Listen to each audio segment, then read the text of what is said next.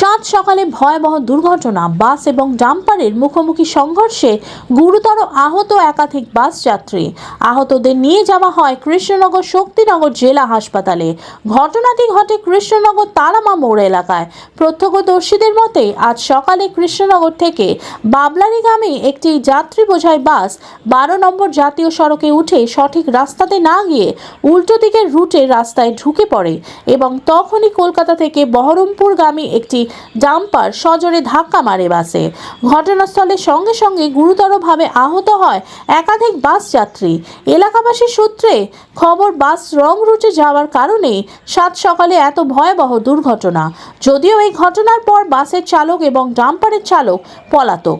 ঘটনার খবর পেয়ে ঘটনাস্থলে পৌঁছায় কৃষ্ণনগর কোতোয়ালি থানার পুলিশ এবং স্থানীয়দের তৎপরতায় আহতদের নিয়ে যাওয়া হয় কৃষ্ণনগর শক্তিনগর জেলা হাসপাতালে।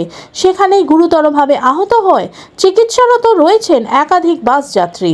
ব্যুরো রিপোর্ট, আরজি সমাজ। আপনার নাম? গণেশ রাও।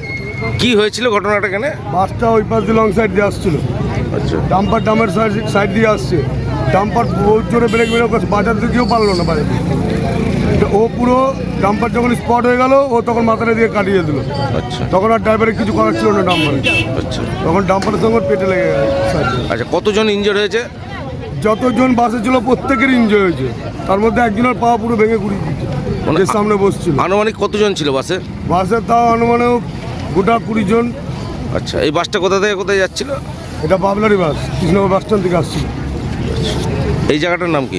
এটা টার্গেট তারামার সামনে। আচ্ছা, আপনার নাম? গণেশ রাও।